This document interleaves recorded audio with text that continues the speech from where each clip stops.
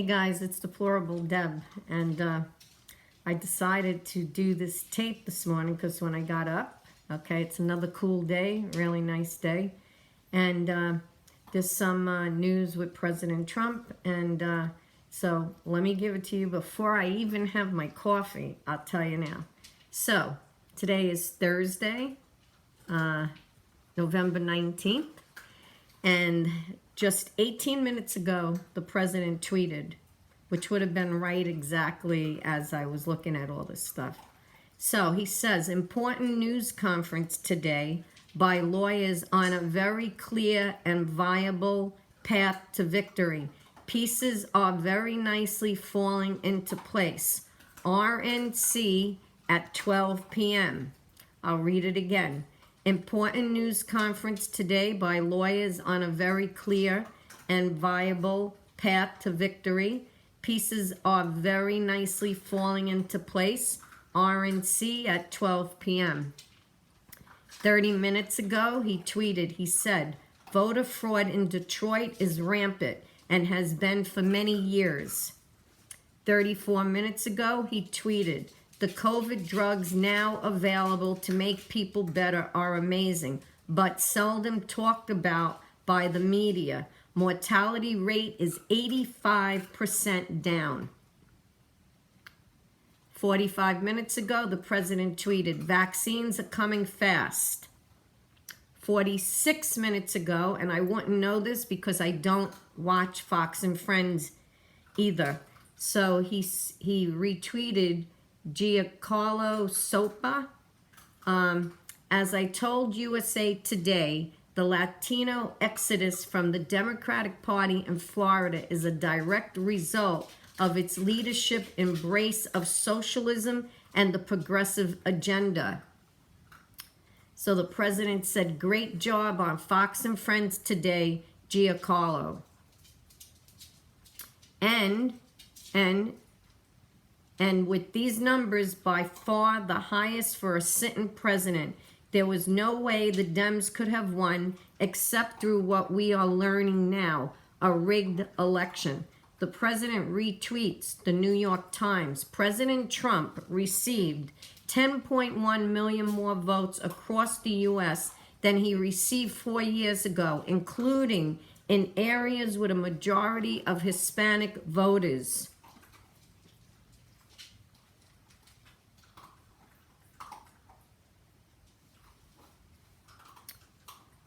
Also, the president retweeted the War Room, a headline from 6 months ago in May. Trump was right. The media and the experts were wrong again. This is what he said 6 months ago. Coronavirus vaccine could come this year, Trump says. Expert says he needs a miracle to be right. That's all they ever done for 4 years. Every time this man says something, it happens. That's why if I was a gambling person, I would always bet on President Trump. 1 hour ago, the president retweeted Matt Wolken. Experts listed 27 House races as toss-ups. Republican won all 27. All 27. The president said it was my great honor to help, a tremendous achievement. 1 hour ago, the president tweeted Henry Olsen. Big news here, Garcia increases his lead in California 25 on votes from LA County, where Smith leads overall. President said, looking good. Then the president retweets John Daniel Davis. Today, at Federalist, we have a report on a widespread cash for vote scheme in Nevada, where Native American voter advocacy groups broke federal election laws by giving away gift cards, electronics, and other prizes in exchange for Democratic votes. I'll tell you, he is really breaking this fraud wide open. Anybody out there still want to say? Yep, you could go to thefederalist.com. It says in Nevada, a corporate cash for votes scheme is hiding in plain sight. Not no more. The president retweeted Elizabeth Harrington. Evidence, she says, more than 15,000 votes were cast in Nevada by people who also voted in another state. 1,000 from people who don't meet Nevada's residency requirements, and 500 from people who were dead. Nevada GOP announces another legal challenge. You could go to thereviewjournal.com. This is getting bigger, and the president retweets John Solomon. Breaking. In dramatic reversal, Wayne County Election Board Republicans rescind votes, certifying results. Just the news. And that happened because they were threatened. And I did a video last night about that. Nobody should be threatened for doing the right thing. Yep. And that's what they get. When the Democrats and left act like that, it doesn't go their way. Yep, in a dramatic reversal, Wayne County Election Board Republicans rescind vote certifying results. 7 hours ago, the president tweeted, "Dominionizing the vote." Go to YouTube and you can watch this video. I'm not sure. Let me see. Cyber analyst on Dominion voting, shocking vulnerabilities. Let's see. Rion has more.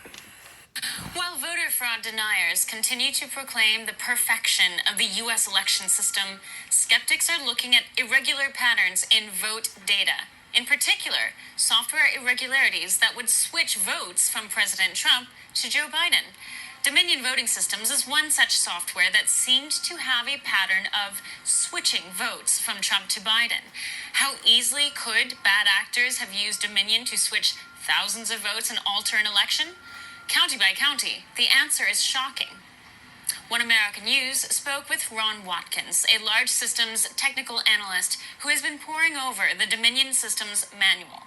So I was looking at this manual with the mindset of a penetration tester, of which I am. I'm reading the manual with a discerning eye and trying to figure out which parts of the system could be abused by end users. The physical security of the device is the first step to security. If you can't secure the physical device, then you have no security. It's impossible to have security if you don't secure the physical device. Working off the Dominion manual and public request documents from Pennsylvania's Secretary of State, Watkins says the vulnerabilities of Dominion reside in the fact that administrative access is so easy to attain. With administrative access comes direct access to ballots and how they are counted. So you have the issue of the person who is inside the tabulation machine, which is just a normal Windows 10 computer. Are they manipulating the vote before it goes to the flash drive? And then you have the next issue, which is now the votes are on the flash drive. How does that flash drive get to the county commissioner or whoever is assigned to accept the flash drive? Is the same flash drive being sent over? So you could swap the flash drive. Theoretically, there's no accountability there. And then once the county commissioner or whoever accepts that flash drive gets the flash drive, do you trust them to not go in and edit the contents before they report it? In Michigan, one county reported 6,000 ballots being affected because of a software malfunction. Catching this error meant the difference between that county voting Biden to that county actually having voted for Trump by 2,500 votes. So another issue is the keys.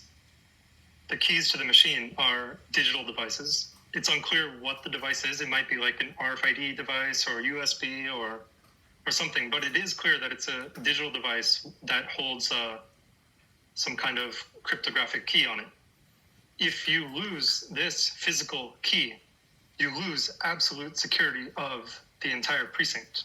So, for example, if, say, Philadelphia was storing these keys in a warehouse and they were robbed and the only thing stolen were these keys and a laptop, then you should consider their entire election to be illegitimate because they have lost the physical security of the system, which is the most important part of information security. And that's exactly what happened in Philadelphia just 1 month before the election. USB drives and a laptop had been stolen from a key precinct in Philadelphia. On election day, Biden overtook Trump's 800,000 vote lead in the dark of night. According to these tabulating machines, Biden surpassed Trump by nearly 60,000 votes statewide, a lead found in one county. The county from which a thief stole USB keys and a laptop to the precinct's ballot machines the month prior. Chanel Vian, One American News, the White House. Want to see more videos like this? Incredible, right? Incredible. I'll tell you one. Tell you what. 8 hours ago, the president tweeted, statistical sampling to prove widespread voter fraud. Multiple accounts of fraud and voter irregularities may overturn election. Call for paper ballots at Rand Paul at OANN. 12 hours ago, the president tweeted, look at this in Wisconsin. A day after the election, Biden receives a dump of 143,379 votes at 3:42 a.m. when they learned he was losing badly. This is unbelievable. And here is the charts. At least he puts the charts up. I don't know if you're going to see that. See?